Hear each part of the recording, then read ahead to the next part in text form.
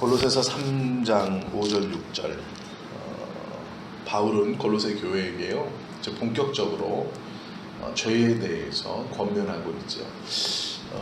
1장과 2장에서는 바울이 개인적으로 하는 것들, 또 부탁들, 그리고 교회의 문제들, 그리고 신앙에서 기본적으로 좀 지켜야 하는 것들, 즉 신분에 대한 이야기, 그런 좀 넓게 큰 것에 대해서 이야기를 해줬다면, 이제 3장에 들어가면서부터는 구체적으로 어떻게 살아가는 것이 맞는 것인가, 또 우리가 구체적으로 신앙인이 무엇을 붙들고 또 무엇을 지키며 살아야 하는 것인가를 하나하나 가르치고 있습니다. 5절은 땅에 있는 지체를 죽이라 이렇게 말하죠. 그런데 앞에 붙은 것이 뭐냐면 그러므로의 그러므로. 그럼 이 그러므로가 왜 붙었느냐? 앞절을 보면 알 수 있어요. 4절에 보면 우리 생명이신 그리스도께서 나타나실 그때에 너희도 그와 함께 영광 중에 나타나리라. 즉 예수님과의 온전한 연합을 이루어서 중생된 자, 영원한 생명을 가진 자는 우리 주님 오실 때 다시 그 영광 속에 너희도 임할 것인데, 그렇게 하려면 꼭 해야 하는 일이 있는 거예요. 그게 뭐냐면 땅에 있는 지체를 죽이는 일이라고 알려주시는 것이죠. 그런데 이제 우리가 오해하는 것 중에 하나가, 땅에 있는 지체를 죽인다 그러면 그 지체가 무엇이냐? 우리 육체 아니겠느냐? 이 겉으로 보여지는 우리의 영혼을 감싸고 있는 이 육신적 껍데기가 아니냐? 이렇게 과거에는 많이 생각을 했습니다. 그래서 영혼은 참 귀하고 복된 것인데, 특별히 예수 그리스도와 연합되어진 우리의 영혼은 너무나 선하고 하나님만을 쫓아가고 주님을 따라가는 것이 맞는데, 이 육신 속에 있어서, 눈에 보이는 이 육신 속에 있어서 우리가 악한 범죄를, 죄들을 계속 짓고 살아간다 이렇게 생각했습니다. 그럴 수밖에 없는 것이, 바울 시대에는 눈에 보이지 않는 이 이상세계는 굉장히 선한 것이고, 또 눈에 보이지 않는 사람의 관념과 사고와 마음과 영혼, 이런 눈에 보이지 않는 4차원적인 세계에 있는, 우리가 인지하고 있지만 보이지 않는 이러한 것들은 선한 것이고, 눈에 보이는 1차원적인 것들은 악한 것이다라는 이분법적 사고가 헬라 전역을 지배하던 때입니다. 그때의 바울의 관념에서 하나님의 선함과 반대되는 악한 것에 대해서 이야기를 해야 할 때, 바울의 편지를 받는 사람들이 가장 잘 이해할 수 있는 방법은 육신이었습니다. 왜냐하면 그때 당시에 이 눈에 보이는 물질, 그 물질로 대표되는 인간의 육신, 이것은 바울이 생각하기에, 또 그 시대의 모든 사람들에게 죄를 설명하기에 가장 좋은 도구였죠. 그래서 바울도 이 육신, 우리의 육체를 가지고 악한 것을 설명한 것이죠. 그러나 우리가 지금 그것을 그대로 받아서 우리의 육체, 이 육신의 소욕, 이것에 대로 살면 안 된다 이렇게 말하는 것은 조금 잘못된 신앙입니다. 왜 그러냐면, 예수 그리스도와 온전히 연합되어서 변화를 받았다는 것은 우리의 영혼만 변화된 게 아니에요. 우리의 육체도, 우리의 이 모든 것들이 변화되고, 우리가 그리스도와 함께 죽었다 살아난 것은 우리의 영혼만이 죽었다 살아난 게 아니에요.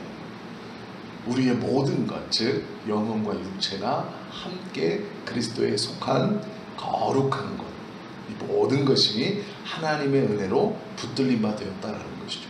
나의 영혼만 붙들림 바 되고 육신은 붙들림 바 되지 못했다, 그것이 아니죠.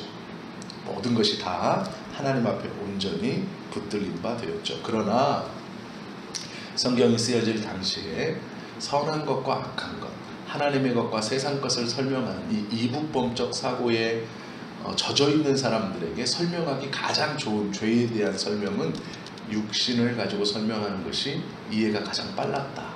그래서 바울도 이 육체를 죄에 대한 설명에 또한 도구로 사용했다. 또 하나님도 그렇게 사람들의 사고관념 속에 있는 그것을 성경에 기록함으로 죄에 대해서 또 버려야 될 것에 대해서 정확하게 인지할 수 있도록 성경에 기록하셨다라는 것을 우리가 좀 기억해야 합니다.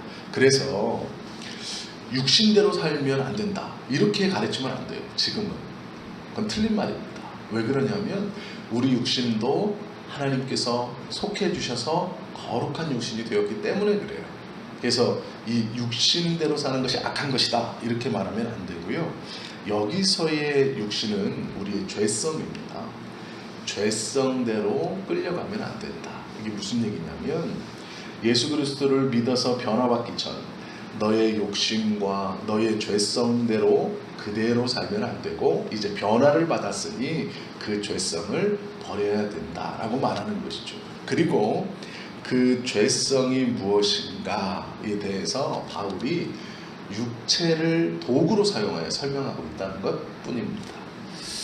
땅의 지체들을 죽여라 라는 것은 우리의 죄성을 죽여라 라는 것이에요.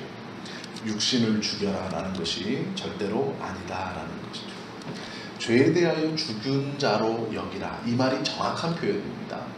땅의 지체를 죽이라는 것은 육신을 죽여라가 아니라 죄에 대해서 죽인 자로 여겨라 이렇게 말씀하시는 것이죠.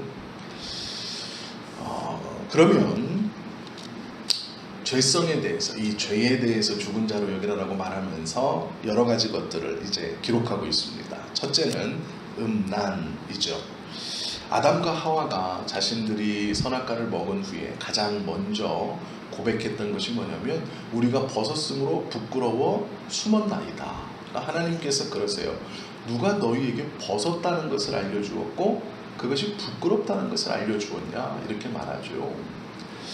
우리가 이 음란이 첫 번째로 지적되고 있는 것을 통해 꼭 알아야 할 것이 있습니다. 그것이 무엇이냐면요, 성이라는 것은 원래 하나님께서 생육하고 번성하여 땅에 충만하라고 말씀하셨던 그 하나님의 말씀의 명령을 이루어가는 가장 선한 도구였습니다. 즉 사람이 하나님께서 말씀하신 제일 첫 번째 명령, 생육하고 충만하여 또 번성하여 땅에 충만하라고 말씀하셨을 때 그 말씀을 이루어가는 가장 귀한 도구가 이 성이었습니다. 그래서 이게 무슨 말이냐면요, 음란을 왜 죄악 가운데 가장 먼저 지적하고 있냐면 그것도 죄성들 가운데 버려야 할 것이다 이렇게 지적하고 있냐면 가장 아름답고 가장 선했고 가장 좋았던 것이 죄로 말미암아 가장 좋지 않게 쓰여졌기 때문에 이것을 먼저 기록한 거예요. 즉 반대로 하나님께서 우리 인간들에게 우리 사람들에게 정말로 아름답고 귀하고 복되게 허락해 주신 것이 성입니다. 그런데 이게 죄로 말미암아 가장 먼저 우리 인간들을 넘어뜨리고 가장 속되게 하고 하나님의 은혜에서 가장 멀리 떨어뜨리고 우리의 죄성 가운데 가장 유혹이 심한, 즉 가장 아름답고 좋은 것에서 사람을 가장 연약하게 만드는 음란으로 바뀌었다는 것이죠. 즉 이 말은요, 음란이라는 것이 죄와 어울리기 전에 가장 좋은 아름다운 도구였다는 것을 우리에게 또 역설적으로 알게 해주시는 것입니다. 음란이 가장 먼저 지적되고 있는 것, 왜 그러느냐, 이것이 가장 좋은 도구였기 때문이에요.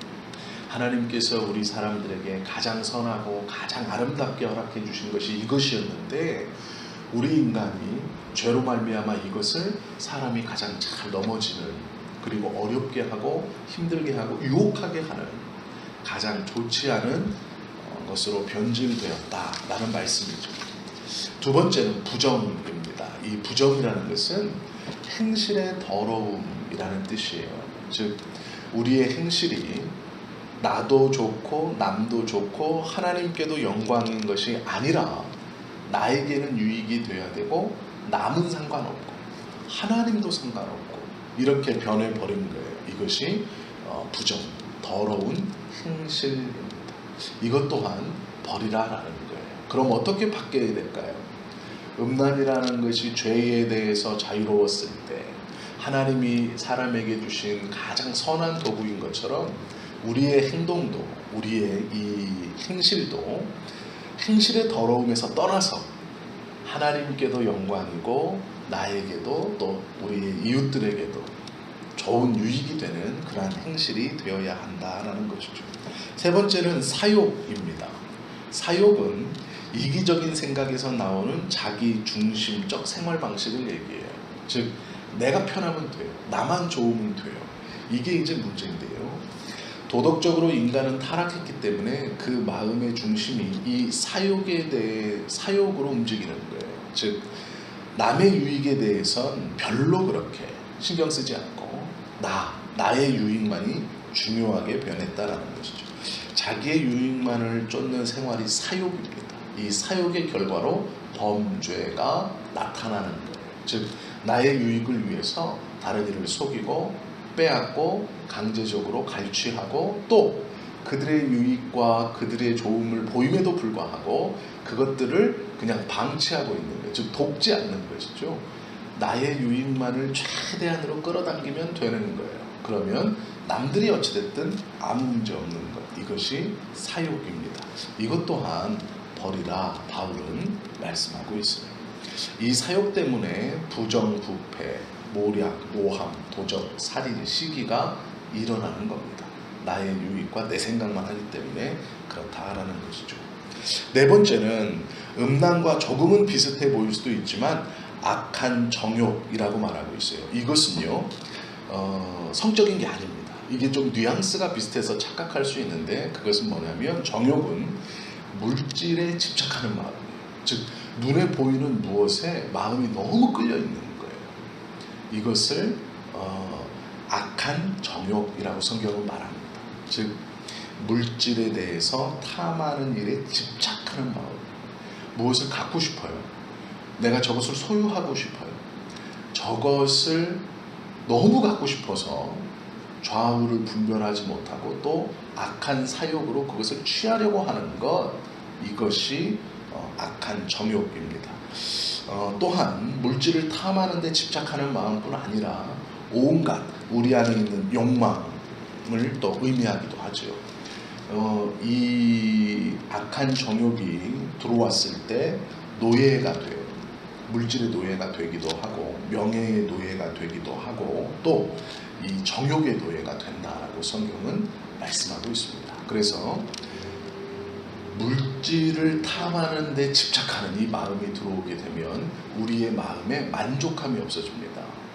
그래서 항상 더 큰 것을 가져야 되고 더 많은 것을 움켜쥐어야만이 될 것 같아요. 그러나 막상 그것을 가져도 별로 만족이 없는 거예요. 왜냐하면 마음 자체가 악한 정욕, 물질을 탐하는데 집착하는 마음이 완전히 사로잡혀 있기 때문이죠. 그래서 이런 사람은 만족함을 모른다라고 성경은 말합니다.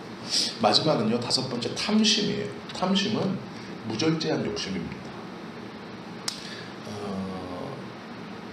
어떠한 방법을 가리지 않고 내가 이 절제 없이 돈을 벌려고 하는 것, 돈을 버는 일이라면 온갖 방법 다 괜찮아요.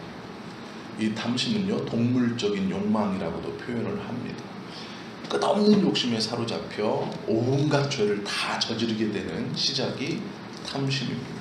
그래서 이 성경은요 탐심을 우상숭배다 이렇게 말해요. 즉 탐심을 하나님을 섬기지 않고 다른 것을 섬기는 것과 같다, 이 정도로 이야기할 정도로 탐심이 그 사람의 인생에, 그 사람의 삶을 얼마만큼 황폐하게 하는가.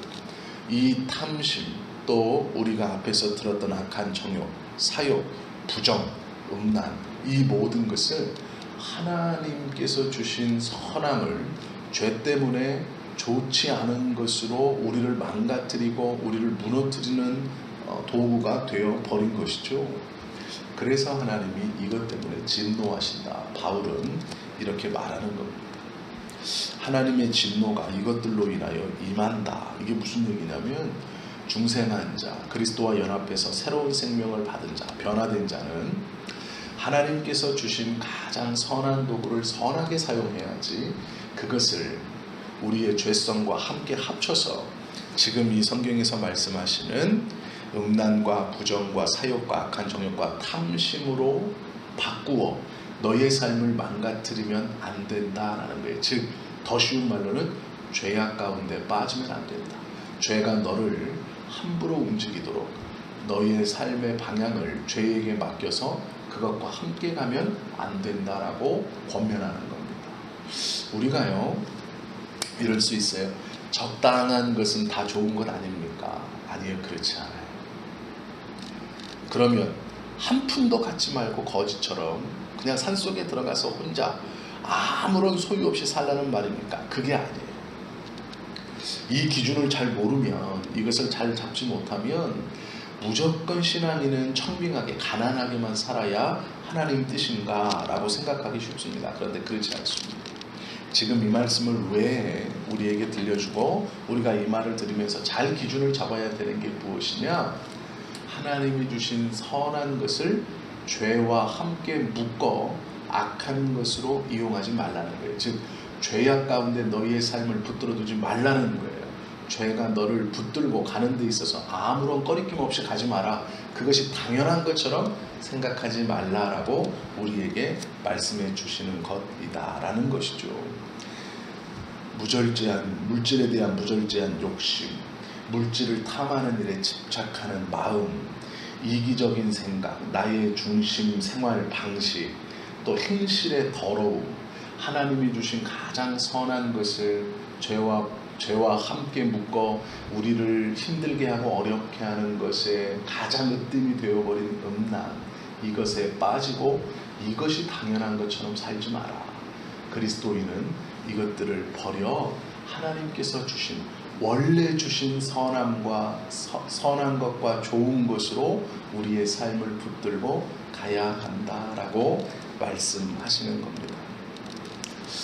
7절과 8절, 이제 내일 우리가 보실 말씀이지만 읽어드리면 이렇게 기록하죠. 너희도 전에 그 가운데 살 때에는 그 가운데서 행하였으나 이제는 너희가 이 모든 것을 벗어버리라. 곧 분함과 노여움과 악의와 비방과 너희의 입에 부끄러운 말이다. 조금 더 구체적으로 설명을 하고 있죠. 이것은 우리가 내일 함께 살펴보실 텐데요. 7절은 우리에게 말해요. 그 가운데 살 때 우리도 행했으나 이제는 벗어야 한다. 즉, 하나님이 주신 선함을 죄와 함께 묶어서 우리의 삶을 끌고 가는 것. 자연스럽게 죄성이 우리 안에 들어와 그것을 당연한 것처럼 끌고 가던 우리의 삶에서 벗어나야 한다. 죄가 우리를 끌고 가지 못하도록 해야 한다라고 바울은 우리에게 권면하고 있다는 것이죠. 오늘 하루를 살면서 내 마음에 이 음란과 부정, 사욕, 악한 정욕, 탐심이 나의 삶을, 오늘 하루를 너무 과도하게 잡고 움직여 하나님이 주신 선한 것임에도 불구하고 죄와 함께 그것이 묶어져 우리를 잘못된 길로, 또 하나님께서 원치 아니하시는 그러한 삶으로 이끌어가지 않도록 이 새벽 기도하시고 성령 하나님의 음성을 들으며 하나님이 주신 선함으로 갈 수 있는 삶이 될 수 있는 저와 여러분의 삶이 되시기를 예수님의 이름으로 축원합니다.